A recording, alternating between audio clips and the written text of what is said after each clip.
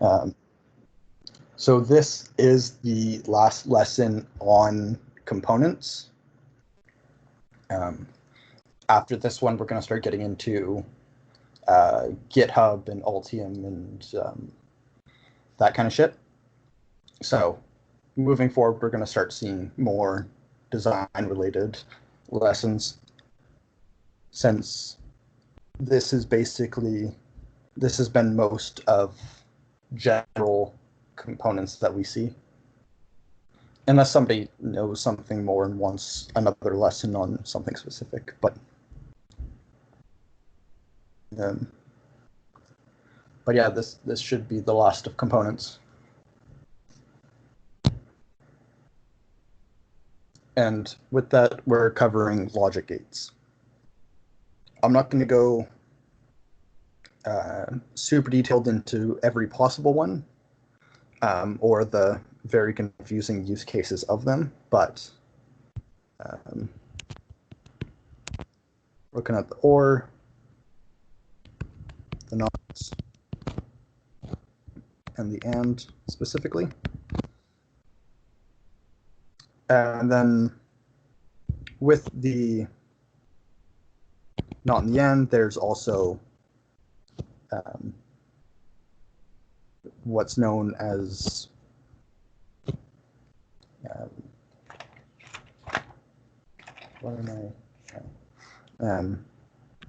not what we start with. For OR and AND, there's something known as NOR, and there's also XOR, same with NAND, and like exclusive NAND. There's multiple variations of each of these that we're just able to use to create a slightly more specific use case, and these can be shown as combinations of other logic gates. So to start, we have the NOT. It's also known as an inverter.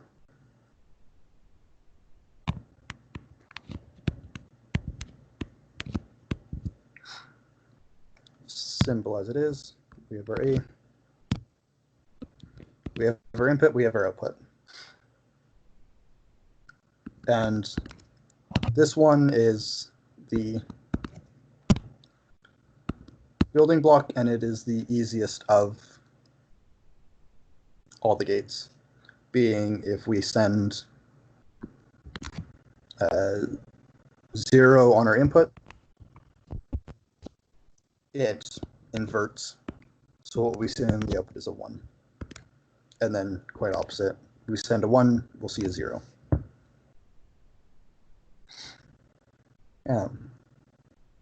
So this is the simplest and the building blocks for everything, but it does the easiest function of you send a 0, we output a 1. We send a 1, we'll get a 0. And these are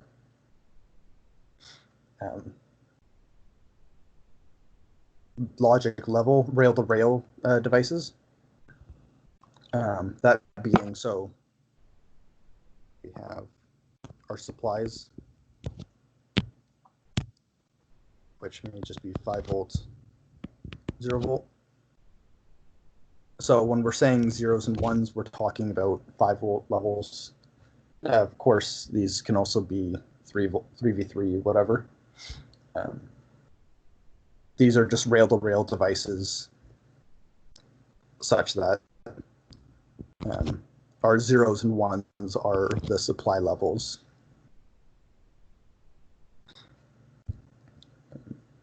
And if we were to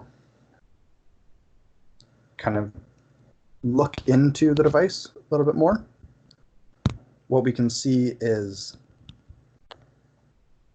is actually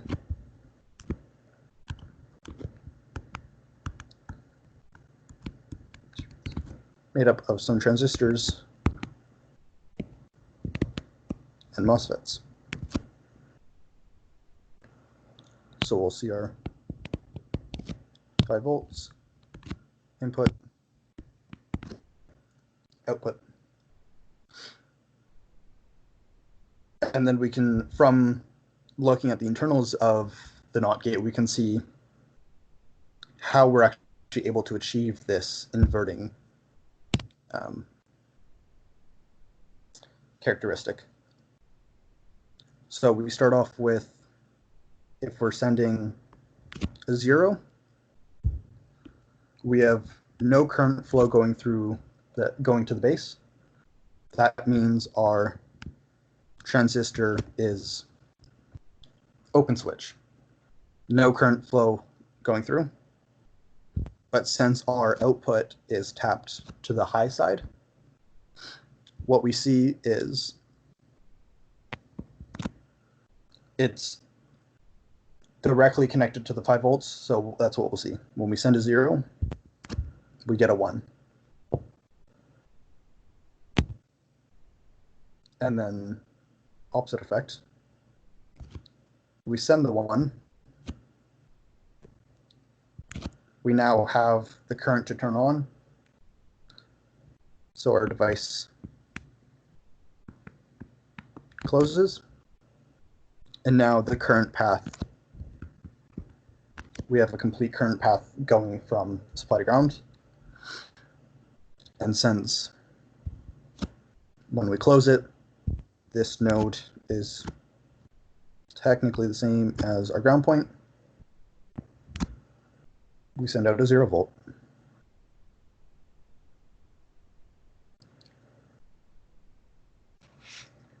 Questions on the NOT gate?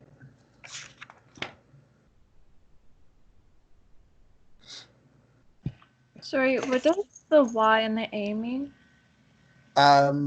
Those are just standard representations of input-output. Okay. Weird. Yeah, These are just normal transistors, right? Oh, sorry. no, yeah. Yeah, so these are just your typical normal NPN transistors in here. But there's like a different looking thing if it's MOSFETs, right? Yeah, so these could be, these could also be represented with MOSFETs, being a very similar.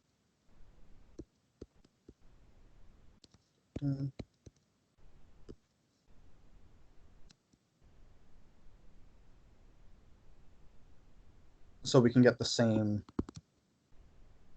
effect using NFETs.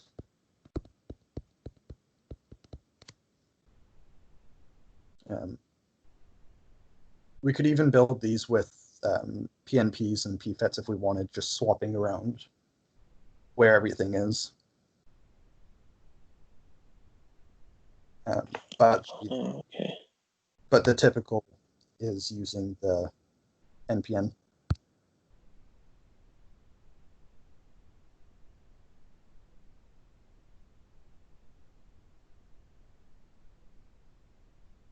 Anything else on the? What's the rated frequency for switching generally? Wonderful question that I have never looked into. That's going to be dependent on your transistor MOSFET used. These are typically used in low power applications, so I don't know what the rated frequencies typically would be. That is worth Googling on your own time.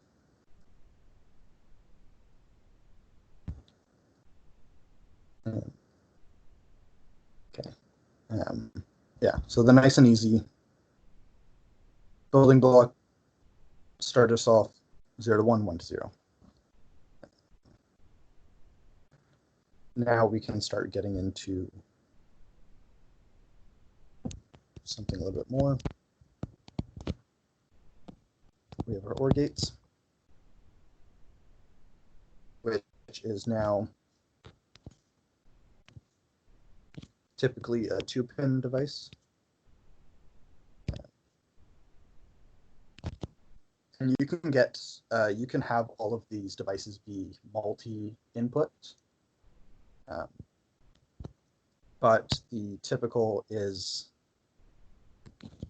that these are 2-input devices.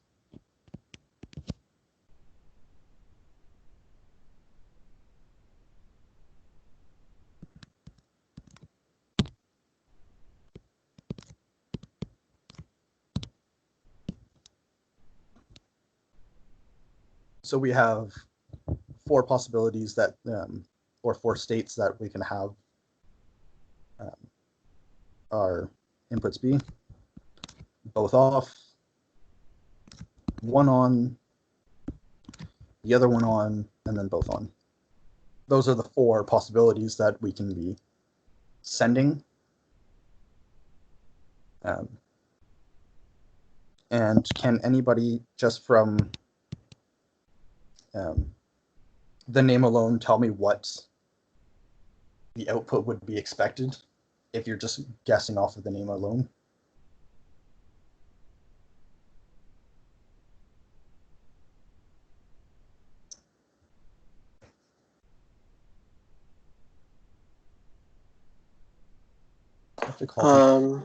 If A or B are a 1, it's a 1. Just easy as that. So obviously neither. So 0. We have a 1. Yep. 1. Yep. We have a 1. Yep. So as long as one of our input pins are showing a high, we're going to output a high. So it doesn't matter which one or both of them, just as long as we're seeing one of them be high, we'll see a high on the output. Yeah. So this can be useful for when you're taking in multiple sensor read-ins or multiple fault read-ins, I guess. So if we have, and this is one of the cases that we actually use in the car, and I'll show schematics later on. If we have the power draw be at some level, and then we also have our brake pedal being activated. This is a bad one. What was the other thing I'm looking for?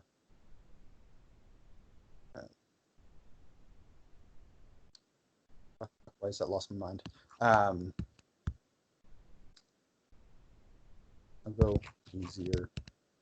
If we were to say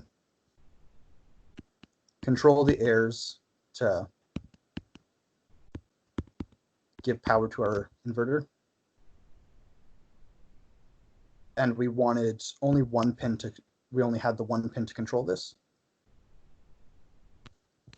we could have our EMS faults, and we could have our VCU faults. So if either of these were to randomly flag a fault, we would see that fault on the output, causing it to close or do whatever we wanted. So that's one of the kind of easy cases or useful cases of having an OR gate. When you have multiple systems and you want to be able to do something if any one of them messes up or throws a fault or does whatever.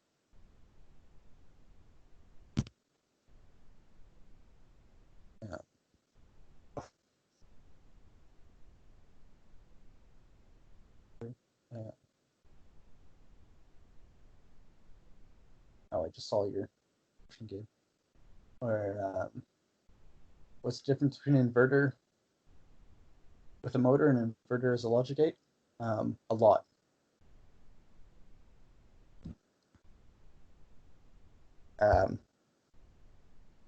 Inverter as a logic gate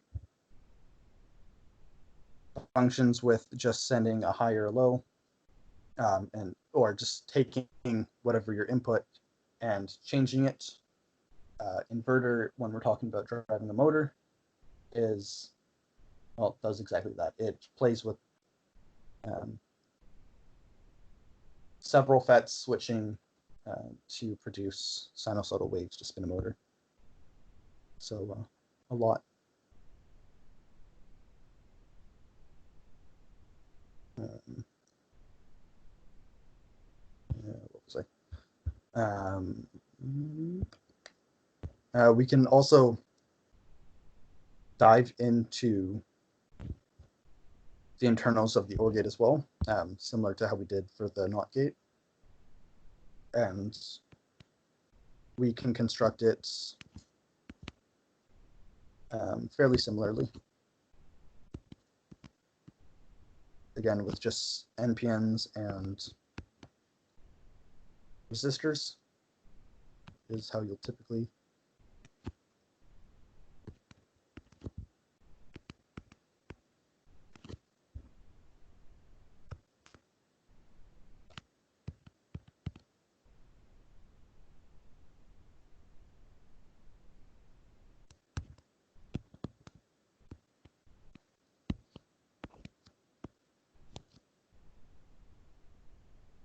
so I draw that.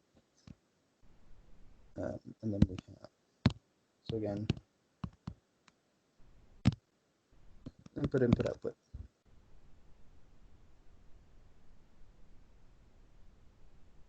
So we can, again, see that if we have nothing on both the pins, we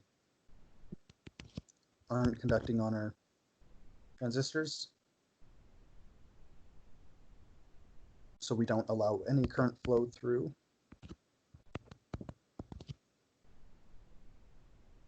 All we have is our output tied to ground.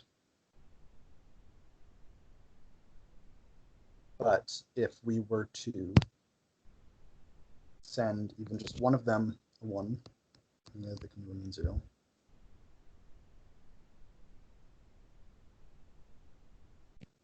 Now we're closing the path. So we have a current path from power flowing through to ground. So we'll see A1. You're absolutely right, because I drew it wrong.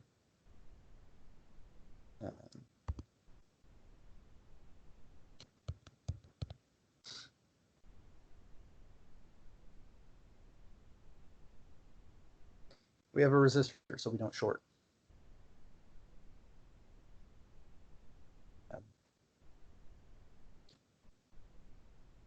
And then with that, we're able to now play with just one, or if we were to do both,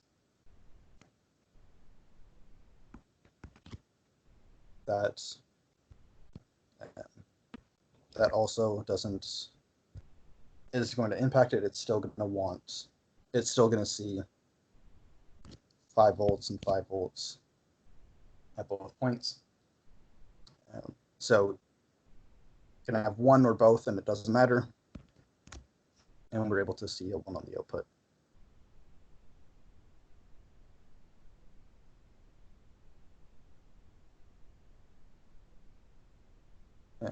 And then we have, or questions on the OR gate as it is?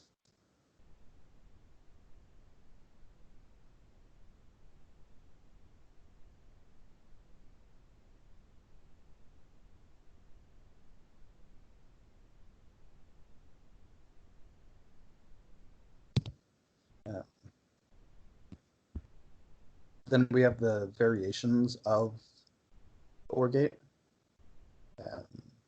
which is the NOR, or not OR, which looks similar, except it's basically a combination of our NOT and our OR. So it basically just flips everything about our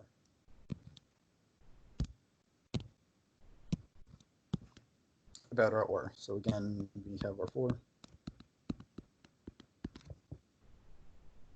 And it takes our normal OR operations, and then just on the output, we throw that inverter. So we basically flip it all around, all of our outputs to be opposite what they were. So now, only when they're both sending nothing do we actually see positive on the output.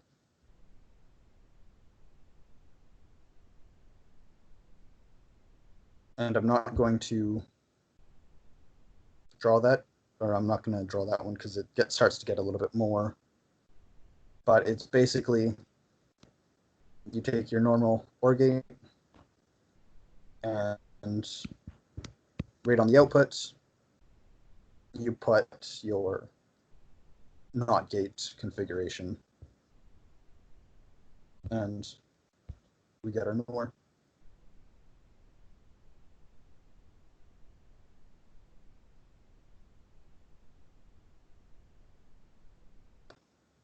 And then the final variation of OR that we're going to talk about is the XOR, or is it exclusive OR?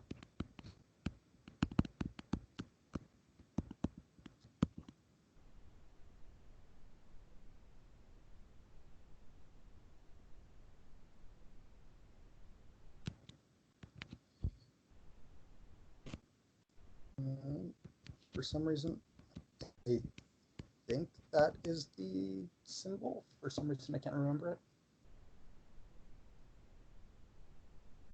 Someone yell at me if this is the correct XOR. Yeah. Look at that.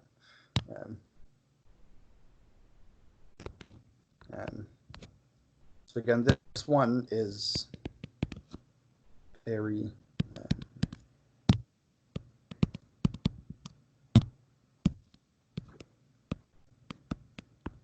similar, and its main function is to run it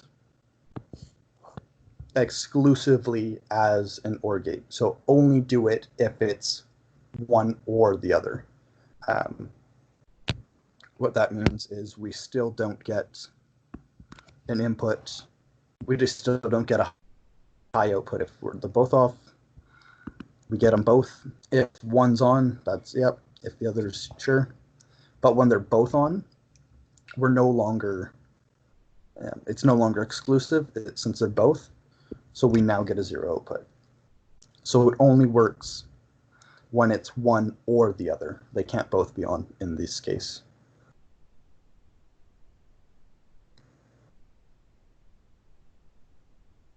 Questions on any of the OR gates?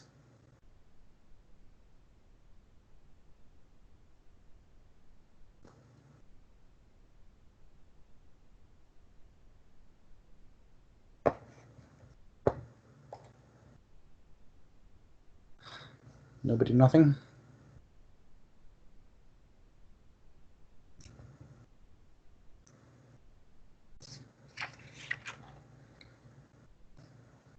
There is also the exclusive NOT OR, which is just another variation of combining these two. not going to bother going into it since it is just a combination, and there's just plenty more variations that can happen.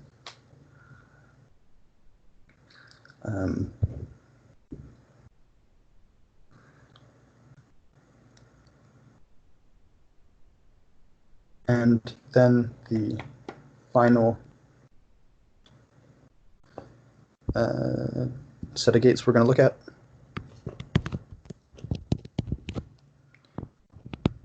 The AND gate.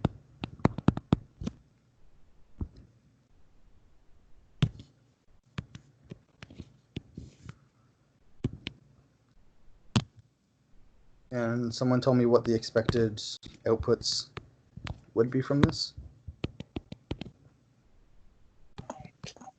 It's only 1 when both of them are 1. Yeah. Exactly. Yeah, so it functions exactly what you think. It works when both A and B are on, we get an output.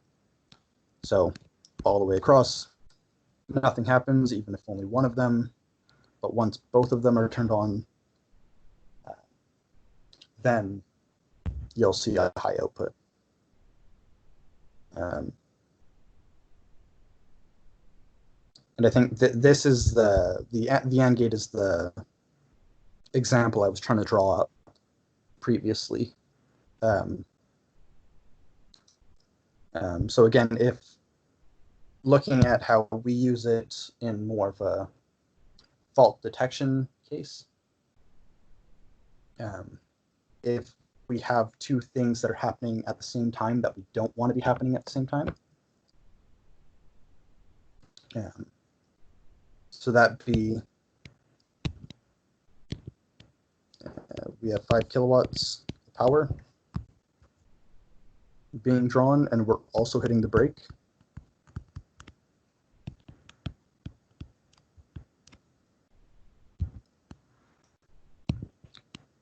Normally doing any one of these is fine, because obviously if we want to accelerate, we're going to have to draw power. Easily going to be able to draw 5 kilowatts of power. And then, to slow down, to stop, to do all that, you have to hit the brake pedal. So in normal operation, either one of these is an okay state or is an okay operation. But if we were to be hitting the brake pedal, but we're still drawing 5 kilowatts of power, so that means we're trying to brake and accelerate at the same time, something's going wrong. So in that case,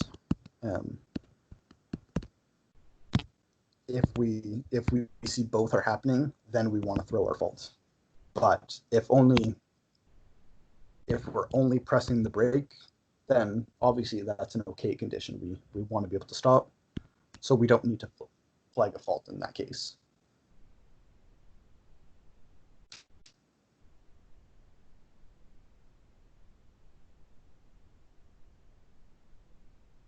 And then again, we can cut into it.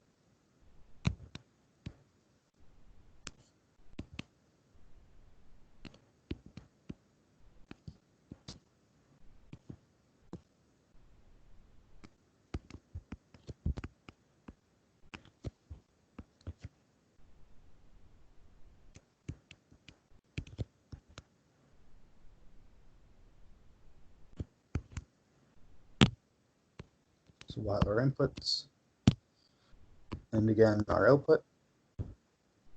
And again, we see nothing, nothing.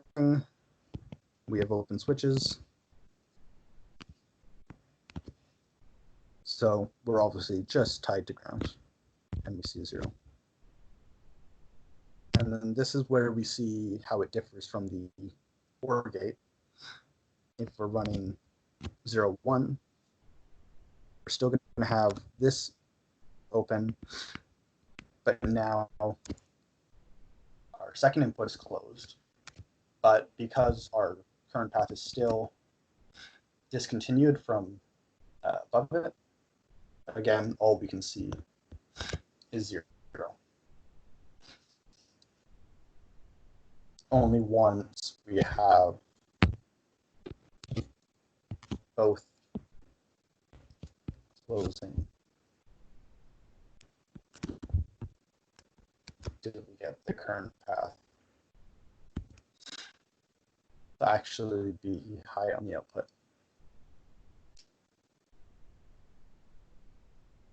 Question on the end?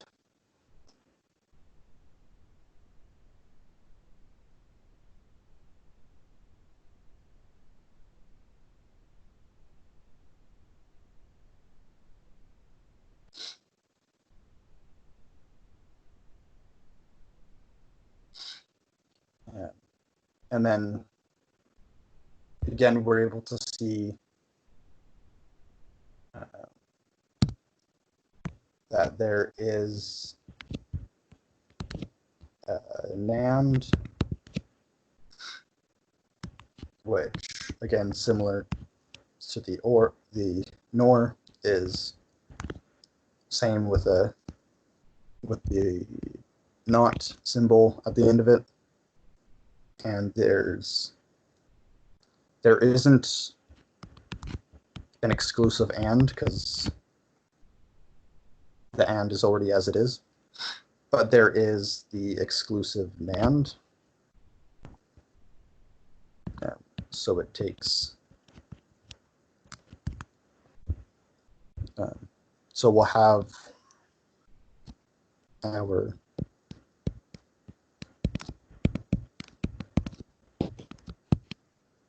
if we have our NAND, we flip our operations completely. So when we're both on, we're actually off, and then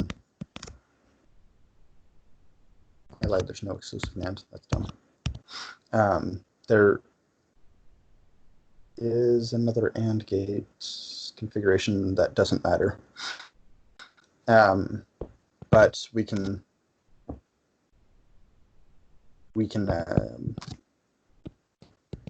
get the NAND and just flip it completely. So when both are on, we're actually flipping it off.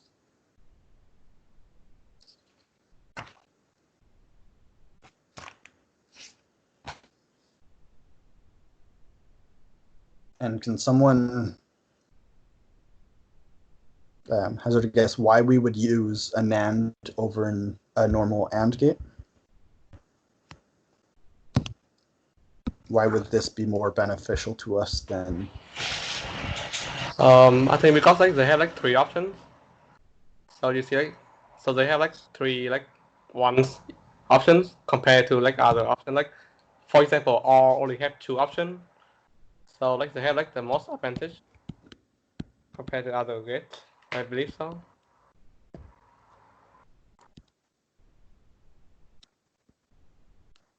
So you're comparing it to other. What do you mean it has more options? It has like 3 input of 1, I think so.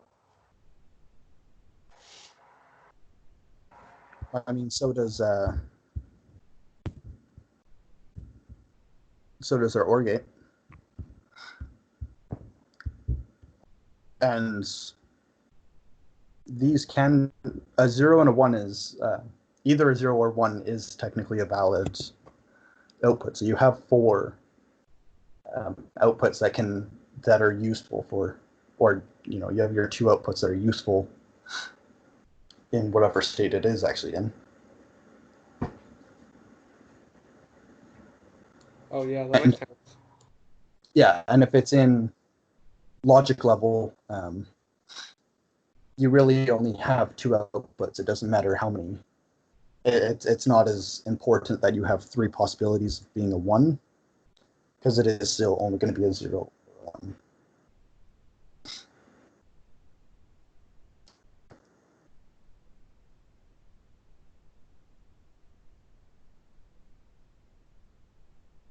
Anybody else think of a reason for an AND over a normal AND?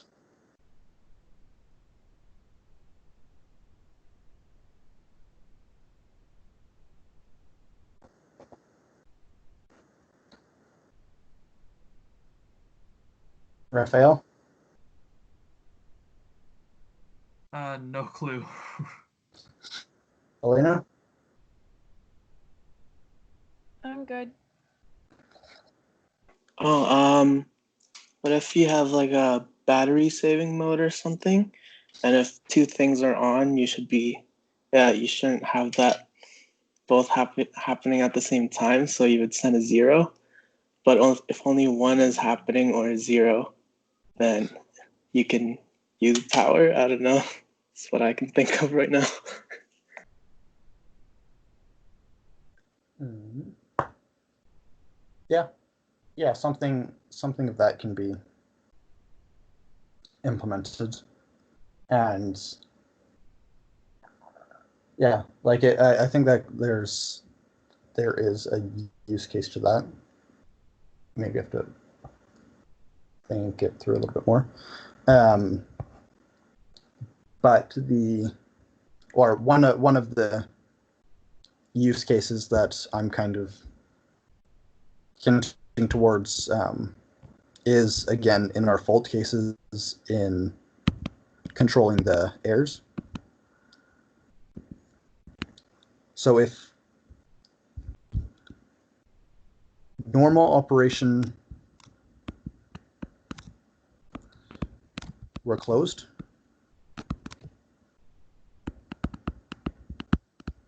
that is, we're allowing current to flow. And to do that, we have to be sending a 1. But if we have, again, our fault 1, fault 2, or not fault, conditions. So if we go back to, we're saying 5 kilowatt and break.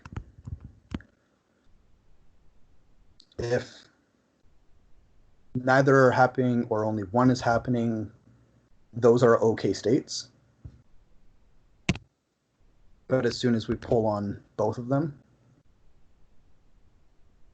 we want our output to drop so that we de-energize our contactor and it opens the switch. So you can use it in a case where in normal operation, you want it to be so that we're keeping a contactor closed so that we have proper power throughout.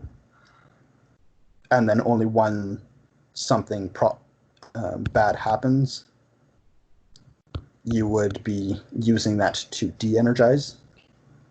The NAND isn't a good application for what I'm describing, because you obviously don't want to be conducting power even when we're both off. Or actually, no mind. You that would be an okay state, but in the final safety level of it, that probably wouldn't be the best scenario. But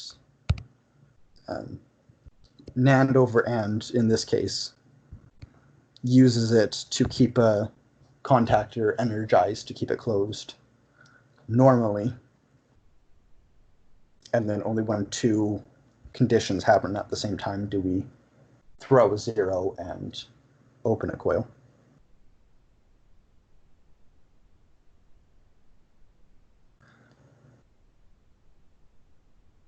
Makes sense? Seem legit?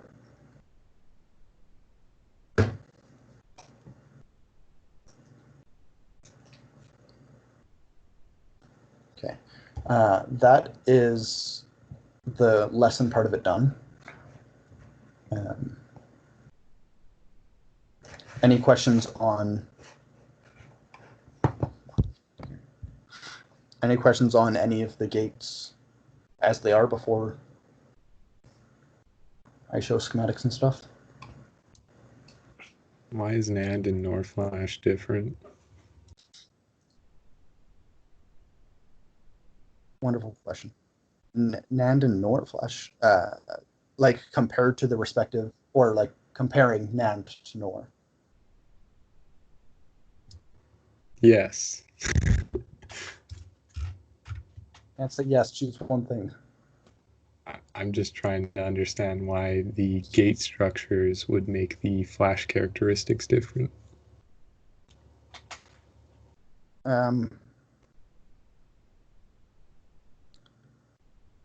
Yeah, it's a wonderful question. You would look at the link Gabe just sent and refer to that. The use of NAND and NOR in memory applications, or why the NAND, I think is a bit more on power and what's the word I'm looking for?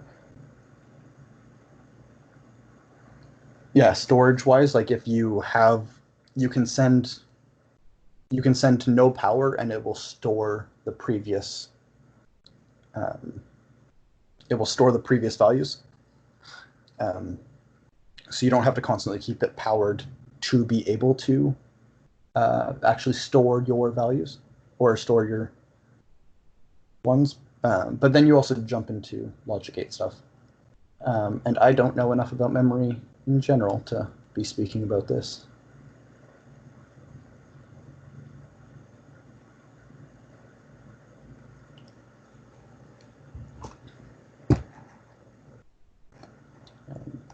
Other general question on any of the gates so far?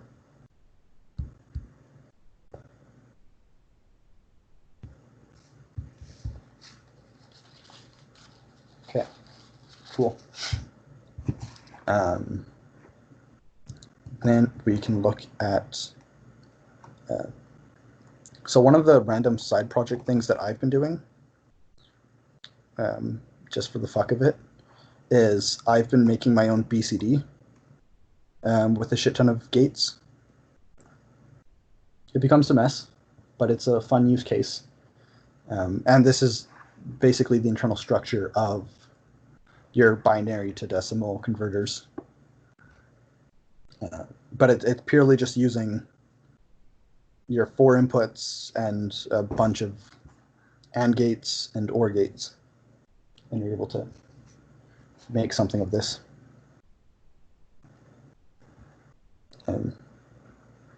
So that's kind of the internals of, and it's a use case for all of these gates. But what's a little more practical to us is the BSPD, or Andre, how do you start making something like this? You get bored during quarantine and you want to make random PCB stuff. Well, I'm asking, like, where do you begin? Like, I want to make this, right? What do you start with? Google. And then I went into Falstad, the circuit simulator, or like starting writing on paper, because like you have to create the truth tables for this. So truth tables is where you started? Yeah, truth tables is where you start. How do you determine the number of inputs and outputs? Well, because I just wanted to do a basic 4-digit or like a single digit BCD. So you already know you have your 4 inputs, and you have to be able to create the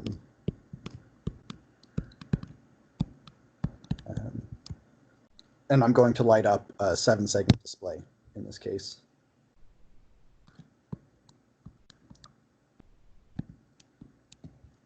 So you know your A, B, C, D, E. FG. So running through everything that there is, 0, 0 to 0, all the way up to whatever 9 is, 1, 0, 0, 1. Going through all of those to know that, okay, in this case, I have all except G is lit up. And then you do the same thing all the way down. And then you have to start figuring out by column of your inputs and playing to the truth table that way to figure out how many outputs require your A input to be high and how it needs to be modified or combined with the others to create those to light up at the specific times that you actually want it to. And then it turns into a big mess of trying to wire that.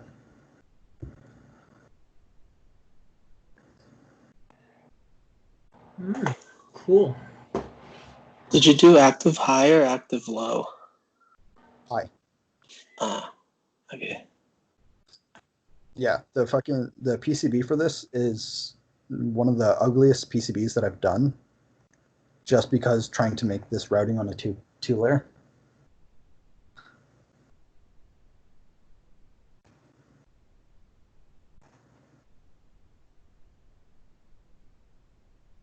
It's a ugly mess of tracing. I hate it. I do too, but I really don't want to try to optimize this. What does it look like in 3D? Do you have a? Oh, cool.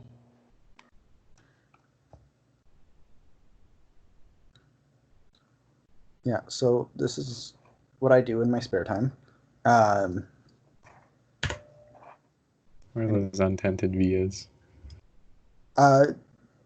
Literally just for the fun of it. Have it on my desk and just toggle. There's zero use case. You could buy a BCD that takes up the footprint of 2 of these ICs combined.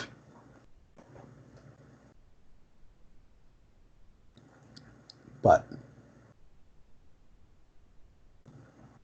that tracing is ugly.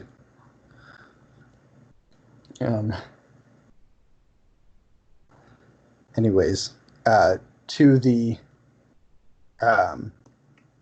more useful cases of this, or how we use this in our system, combined with op amps from the previous lesson. So this is the BSPD that Faraz designed. So we're using comparators on our inputs. So again, just trigger level.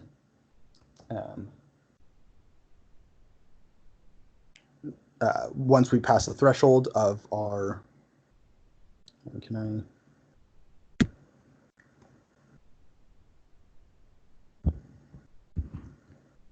we have a certain voltage set based on this voltage divider on our inverting input. So we have some set that's way too zoomed in. We have some set 2.5 volts. I'm just making that up. And then we have the actual input from our current sensor, which is going to send us a 0 to 5 volts signal based on how much power we're drawing. So as soon as we draw 5 kilowatts, which will be equal to, let's call it 2.51 volts. Now that's going to trigger our comparator, and all of a sudden we're going to see the high input on our output. we do this for we have 2 current sense, one being once we hit the 5 kilowatt, and the other being if we're disconnected and we don't see a wire at all. That's going to read it as low, because that is also wrong. 0.5 to 4.5 volts is the actual range, or something like that. The actual range from the sensor never sends us 0 or 5. So if we were to ever see a 0 or 5, we know that's also a fault case. So we have it for both scenarios. We have 2 comparators. One that looks at the normal operation once it passes that plus upper limit. And then we have a secondary one that just looks at the disconnect if we ever do see a 0 volt.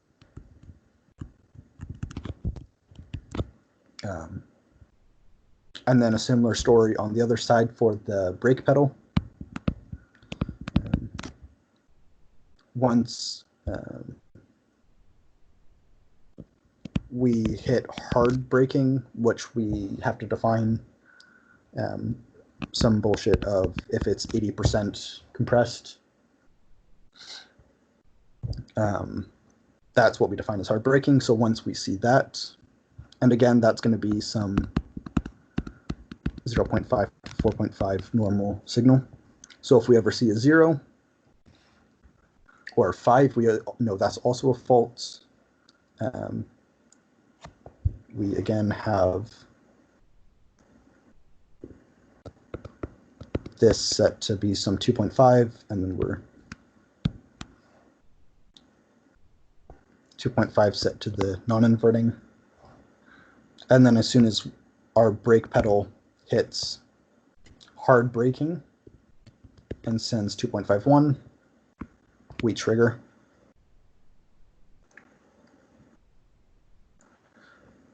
And we send these inputs into our OR gates. Stephen, you're not following? Oh, no, I'm following that. It's just comparators. Why are you not following? He's reacting to probably the comments. Anyway, question: what does the brake sense send? Like, what kind of voltages that ranges of? What is it? Okay, that, and what does it do? That is just because our brake sensor is just going to be potentiometer or Hall effect or something like that. Oh, okay, gotcha. So yeah, it's purely based on just the distance travel of the pedal. So once we hit to a certain point, we call that hard braking, which is 2.5 volts, 2.51 volts. So that's what we define as hard braking. Ah, gotcha. So then we take both of the brake comparators and send them to one OR gate. So it's either if we hit the low side or the high side.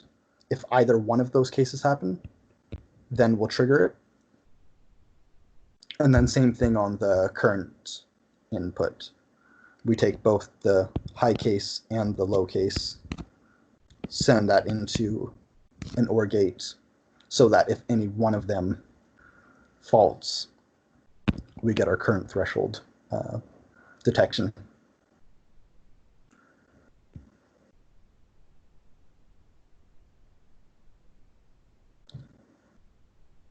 Make sense on how we actually implemented checking for both high and low and comparing our use cases, and how we implement an OR gate in this?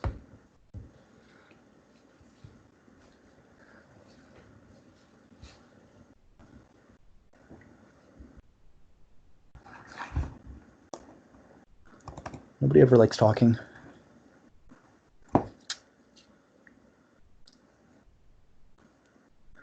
Anyways, going into the rest of the BSPD. So we take those two.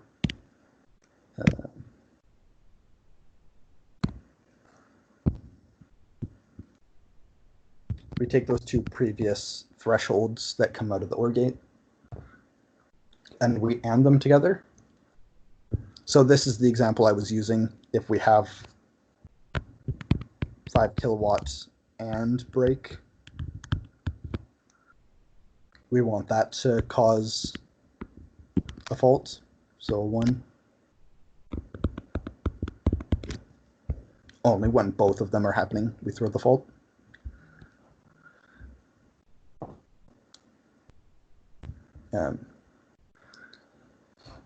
And then we are using an inverter for MOSFET control. This is purely just for discharge path. So if we, or give me a little step before that. When our fault happens,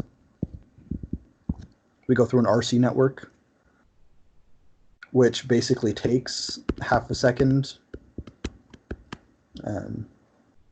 Based on the rules, we have to be in this fault case for half a second, and then we're allowed to throw the fault. So we just do an RC network so that we get that slow buildup of voltage. And then again, we have our comparator, some voltage divider, so that we have, say, we have a solid 2 volts on our non-inverting pin. And then the RC network is designed that after 0.5 seconds, it'll be at like 2.1 volts. So then it's going to trigger our comparator, and now it's going to send the high. It's going to basically say this is the fault.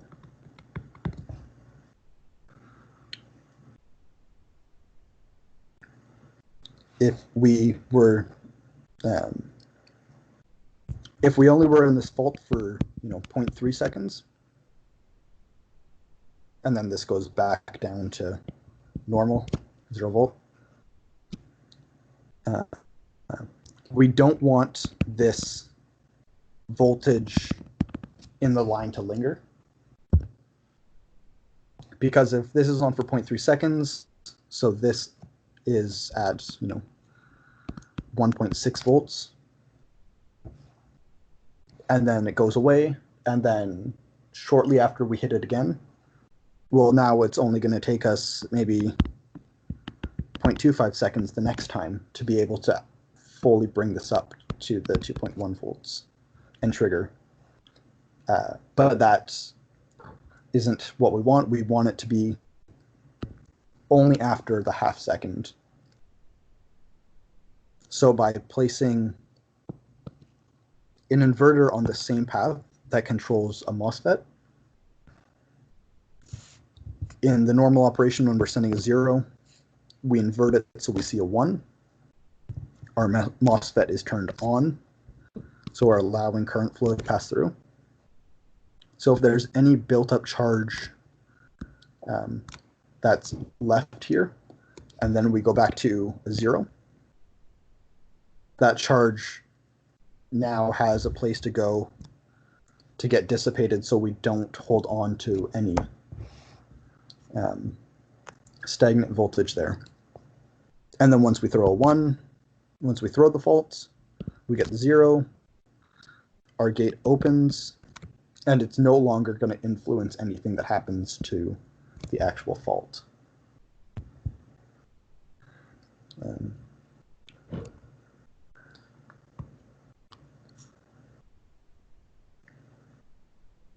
and 1.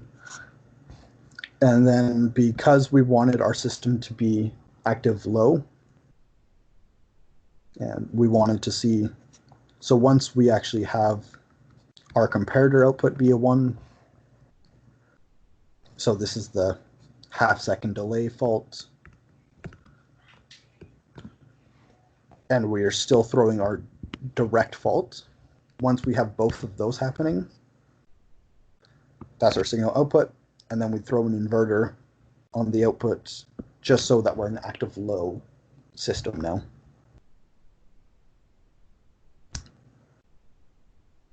And that's our BSPD.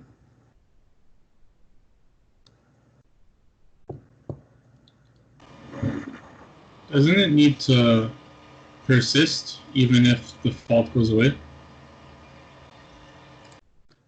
Yes. So after, even if we hit this half second and we throw all of this fault, and then a second later we're like, no, we're actually okay. We're no longer in a fault condition. We still have to shut down the car. All of that is handled on our shutdown board, which I could potentially pull up as well. But yeah, we have to be able to keep the car off. Even if this goes away, we still have to be able to throw the fault and keep that fault off, and keep the fault actually active as a fault. But that gets handled by a different board. Cool. And there's nothing in the rules that says the latching has to be on the BSPD side, right? It can just be shutdown side? Yeah, there's nothing that forces the BSPD board to handle that. Thanks.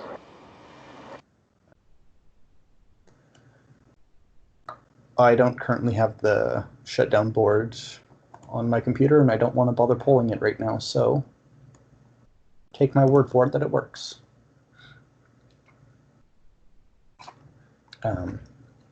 But yeah, basically once any of the critical faults happen, we have to be able to manually reset. We can't just allow the fault to go away on its own and say that we're okay.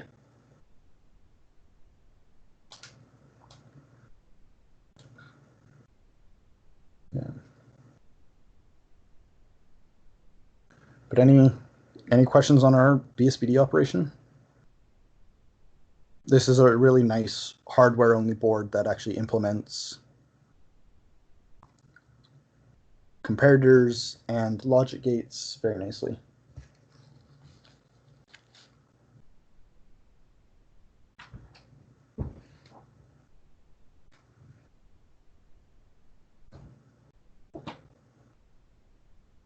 Nothing? Nobody has anything? Okay, well, this is the end of that, of logic gates. So I demand questions, and then we will shift over to the power meeting.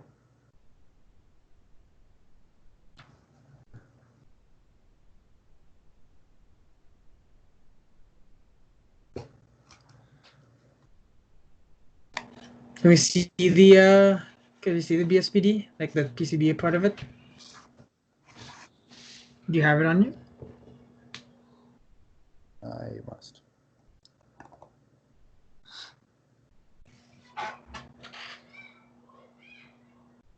Ooh, Such rounded corners, fancy. even though it's on Rev.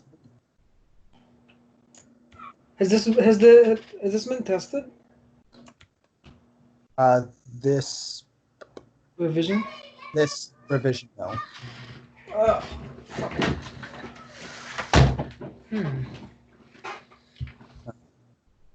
What's Yeah. its I/O?